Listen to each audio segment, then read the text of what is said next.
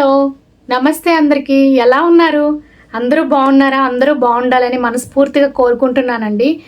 So ఈరోజు topic ఏంటంటే periods ఎలా వస్తాయి, మెన్స్ట్రువల్ సైకిల్ అనేది ఎలా వస్తుంది అనే దాని మీద ఒక క్లియర్గా ఒక వీడియో అయితే చేస్తున్నానండి. సో మన శరీరం అనేది ఎంత అద్భుతంగా పనిచేస్తుందో ఒక్కసారి గమనిస్తే మనకు తెలుస్తుందన్నమాట. గుండె కొట్టుకోవడం, ఊపిరి పీల్చుకోవడం, లోపల ఎన్నో మనకి కనపడకుండానే పనిచేస్తూ ఉంటాయి అన్నమాట. చాలా అద్భుతం కదా.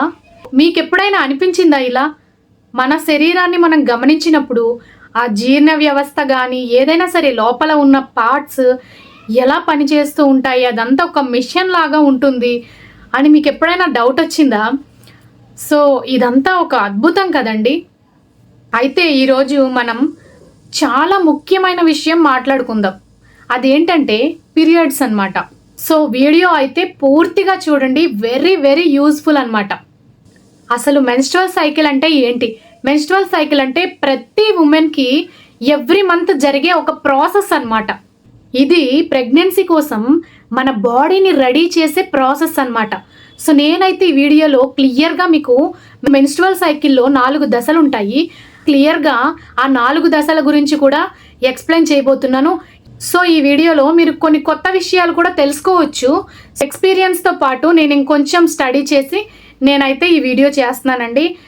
ఎవరైనా పీసీఓఎస్ ఉన్న వాళ్ళకి కూడా చాలా యూజ్ అవుతుంది.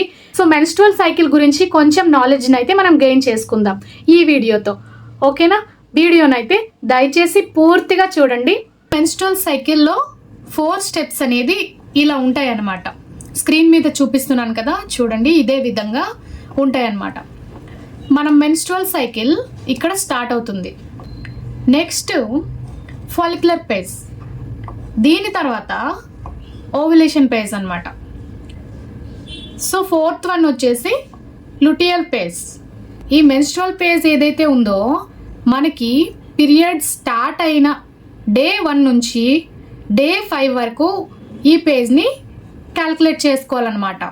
సో ఈ టైంలో యూటరస్లో ఉన్న లైనింగ్ ఏదైతే ఉంటుందో అది షట్ డౌన్ అయిపోతుంది అన్నమాట. షట్ డౌన్ అయ్యి బయటికి వచ్చేస్తుంది. దాన్ని మనం పీరియడ్స్ అంటాం. నెక్స్ట్ వచ్చేసి ఫాలిక్యులర్ ఫేజ్ అన్నమాట. ఇది మనకి పీరియడ్ స్టార్ట్ అయిన డే 1 నుంచి డే 13 వరకు కౌంట్ చేసుకోవాలన్నమాట. పీరియడ్ స్టార్ట్ అయిన రోజు నుండి ఓవ్యులేషన్ వరకు, అంటే డే 1 నుంచి డే 13 వరకు అన్నమాట. ఒక హెల్దీ ఎగ్ రెడీ అవ్వటానికి ఈ టైం తీసుకుంటుంది అన్నమాట. సో ఒక హెల్దీ ఎగ్ అనేది ఈ టైంలో రెడీ అవుతూ ఉంటుందన్నమాట. సో నెక్స్ట్ వచ్చేసి ఓవ్యులేషన్ ఫేజ్ అన్నమాట. ఇది మోస్ట్ ఇంపార్టెంట్ ప్రెగ్నెన్సీకి. సో ఈ టైంలో ఏమవుతుంది అంటే ఈ ఫేజ్ అనేది మనము డే 14 నుంచి కౌంటింగ్ చేసుకోవాలి. మనకి పీరియడ్ వచ్చిన రోజు నుంచి 14th డే వరకు. సో 14th డే నుంచి ఈ ఓవ్యులేషన్ అనేది కౌంటింగ్ చేసుకోవాలన్నమాట. సో 14th డే రోజు, అంటే రెగ్యులర్గా పీరియడ్స్ కరెక్ట్గా ఉన్న వాళ్ళకి పీరియడ్ వచ్చిన 14th డే రోజు మాత్రం ఎగ్ బయటకు వస్తుంది అన్నమాట. సో ఎగ్ రిలీజ్ అవుతుంది. ప్రెగ్నెన్సీకి మోస్ట్ ఇంపార్టెంట్ డే అన్నమాట ఇది. నెక్స్ట్ వచ్చేసి ల్యూటియల్ ఫేజ్. సో ఈ కండిషన్లో ఏమవుతుంది అంటే డే 15 నుంచి డే 28 వరకు కౌంట్ చేసుకోవాలి ఈ రోజుల్లో. సో ఈ 15 to 28 డేస్ మధ్యలో ఈ రోజుల్లో ఎగ్ గనుక ఫర్టిలైజ్ అవ్వకపోతే హార్మోన్స్ అన్నీ డౌన్ అయిపోయి యూటేరియన్ లైనింగ్ బ్రేక్ అయ్యి బ్లీడింగ్లా బయటికి వస్తుంది. మళ్ళీ న్యూ సైకిల్ అనేది స్టార్ట్ అవుతుంది. ఒకవేళ ఓవ్యులేషన్ జరిగి ఎగ్ రిలీజ్ అయ్యి ఫర్టిలైజేషన్ అయితే కనుక ప్రెగ్నెన్సీ అనేది కన్ఫర్మ్ అవుతుందన్నమాట. ఇది ఫాలిక్యులర్ ఫేజ్ అన్నమాట. ఫాలికల్ డెవలప్ అయ్యే దశ అన్నమాట. చూసారా, ఇవి 2 ఓవరీస్ అన్నమాట. మనకి ఎవ్రీ మంత్ ఒక ఓవరీ నుంచి ఒక ఎగ్ అనేది రిలీజ్ అవుతుంది. ఒక నెల రైట్ ఓవరీలోంచి ఎగ్ రిలీజ్ అయితే ఇంకొక నెల లెఫ్ట్ ఓవరీలోంచి ఎగ్ అనేది రిలీజ్ అవుతుంది అనమాట. అంటే మనకి సడన్గా ఈ ఫాలిక్యులర్ ఫేజ్ వచ్చినప్పుడే డెవలప్ అవ్వడం కాదండి. అంటే మనకి పీరియడ్ స్టార్ట్ అయిన డే 1 నుంచి డే 13 వరకు మనకి ఒక హెల్దీ ఎగ్ రెడీ అవుతుందన్నమాట ఈ ఓవరీస్లో. ఇక్కడ చూడండి, ఇది మెన్స్ట్రువల్ సైకిల్ అన్నమాట. ఇక్కడ మనకి మోస్ట్ ఇంపార్టెంట్ వచ్చేసి ఈ 4 హార్మోన్స్ అండి. ఇది ఒకటి ఈస్ట్రోజన్, LH, FSH, ఇంకా ప్రొజెస్ట్రాన్ అన్నమాట. సో ఈ 4 హార్మోన్స్ అనేవి మనకి చాలా ఇంపార్టెంట్ మెన్స్ట్రువల్ సైకిల్ కోసం. ఈ 4 హార్మోన్స్లో ఏ ఒక్కటి కనుక ఎక్కువ ఉన్నా తక్కువ ఉన్నా మనకి హార్మోనల్ ఇంబ్యాలెన్స్ ఉంటుందన్నమాట. అది ఎలా అంటే చెప్తాను చూడండి. మనకి పీరియడ్స్ వచ్చిన డే 1 నుంచి ఈస్ట్రోజన్ అనే హార్మోన్ ఉంది కదా, ఈ హార్మోన్ లెవెల్ అనేది ఇంక్రీజ్ అవుతుంది. ఈస్ట్రోజన్ లెవెల్ హైలో ఉన్నప్పుడు LH హార్మోన్ ఉంది కదా, హై అవ్వడం స్టార్ట్ అవుతుంది అనమాట. ఈ రెండు ఒక పొజిషన్కి వచ్చినప్పుడు, అంటే ఈస్ట్రోజన్, LH ఈ 2 హార్మోన్స్ అనేవి ఒక పొజిషన్కి వచ్చినప్పుడు ఓవరీస్లో ఎగ్స్ గ్రో అవుతాయి అన్నమాట. ఈ 2 ఒక పొజిషన్కి వచ్చినప్పుడు ఓవరీస్లో గ్రో ఎగ్స్ ఉంటాయి కదా, అంటే మెచ్యూర్ ఎగ్ రిలీజ్ అవుతుందన్నమాట. ఇది ఓవులేషన్ ప్రాసెస్ అన్నమాట. సో ఈ 2 హైలో ఉన్నప్పుడు ఓవులేషన్ జరుగుతుంది. ఈ లెవెల్ తర్వాత అంటే ఆఫ్టర్ ఓవులేషన్ ప్రొజెస్ట్రాన్ అనే హార్మోన్ ఇంక్రీజ్ అవుతుందన్నమాట. అయితే ఇదేం చేస్తుందంటే, ఒకవేళ ఎగ్ అనేది ఫర్టిలైజ్ అయ్యి గర్భసంచిలో అతుక్కుంటే దానికి న్యూట్రియంట్స్ ఇస్తుందన్నమాట. న్యూట్రియంట్స్ ఇచ్చి లైనింగ్ అంటే గర్భసంచి లైనింగ్ సరిగా ఉండేలా చేస్తుందన్నమాట ఈ ప్రొజెస్ట్రాన్ హార్మోన్. ఇన్ కేస్ ఈ ప్రాసెస్ అంతా జరగకపోతే ఈస్ట్రోజన్, ప్రొజెస్ట్రాన్ ఈ హార్మోన్ లెవెల్స్ అనేవి డౌన్ అయిపోతాయి అన్నమాట. దానివల్ల మనకి పీరియడ్స్ వచ్చేస్తాయి. ఈ రెండిటిలో ఒక హార్మోన్ హైలో ఉండి ఇంకో హార్మోన్ డౌన్ ఉందనుకోండి, దీన్నే హార్మోనల్ ఇంబ్యాలెన్స్ అంటారు. ఆ సిచ్యువేషన్లో ఏం జరుగుతుందంటే, పీరియడ్స్ ఇలా ఇర్రెగ్యులర్గా అవ్వడం వల్ల ఇది మన బాడీ పైన ఎఫెక్ట్ చూపిస్తుంది. దీనివల్ల మనము వెయిట్ పెరిగిపోతూ ఉంటాము, పీరియడ్స్ రెగ్యులర్గా రావు, ఇర్రెగ్యులర్ అయిపోతూ ఉంటాయి. ఇంకా అన్వాంటెడ్ హెయిర్ గ్రోత్ ఎక్కువ వస్తూ ఉంటుంది, వెయిట్ పెరిగేలా చేస్తుంది, మెయిన్ బెల్లీ ఫ్యాట్ ఎక్కువగా వస్తుంది. సో దాన్ని PCOD, PCOS అని అంటారు. ఈ హార్మోన్స్ అనేవి అప్ అండ్ డౌన్ ఉండడం వల్లనే మనకి హార్మోనల్ ఇంబ్యాలెన్స్ ప్రాబ్లం అయితే వస్తుందండి. దాన్నే PCOD అంటారు.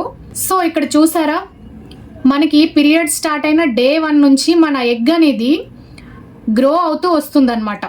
చూసారా, మనకి ఎప్పుడైతే పీరియడ్స్ స్టార్ట్ అవుతాయో మన ఎగ్స్ అనేవి స్లోగా గ్రో అవుతూ వస్తున్నాయి అన్నమాట. చూసారా, పీరియడ్స్ ఎండ్ అయిన దగ్గర నుంచి మన ఈ ఫాలిక్యులర్ టైం ఏదైతే ఉందో ఈ టైం దగ్గర నుంచి కొంచెం స్పీడ్గా ఎగ్ అనేది పెరుగుతూ వస్తూ ఉంటుంది. ఇది ఓవులేషన్ టైం అన్నమాట. ఈ ఓవులేషన్ టైంలో ఎగ్ అనేది రిలీజ్ అవుతుంది, ఓవులేషన్ అంటారు దాన్ని. అయితే ఈ ఎగ్ అనేది రిలీజ్ అయ్యే టైంని ఓవులేషన్ అంటారు అనమాట.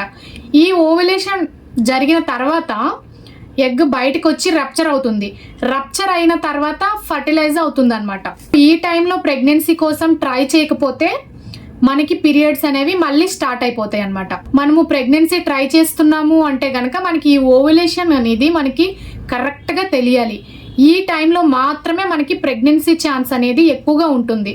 కాబట్టి మనకి PCOD, PCOS ప్రాబ్లం ఉన్న వాళ్ళకి అయితే ఈ ఓవులేషన్ టైం అనేది తెలుసుకోవడం చాలా కష్టం. కిట్స్ యూజ్ చేస్తే కొంచెం ఓవులేషన్ కిట్ అనేది యూజ్ చేసి ట్రాక్ చేయాలి.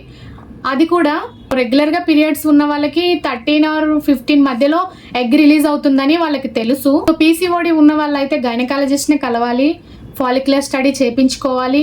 అప్పుడు మనకి వాళ్ళు మానిటర్ చేస్తారనమాట. అంటే మనకి ఓవులేషన్ టైం ఎప్పుడు వస్తుందో వాళ్ళు చూసి మనకి చెప్తారు.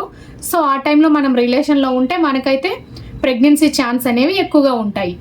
అండ్ ఇంకొకటి ఏంటంటే, ఓవులేషన్ కిట్ యూజ్ చేయడం వల్ల కూడా మనం ఓవులేషన్ని ట్రాక్ చేయొచ్చు.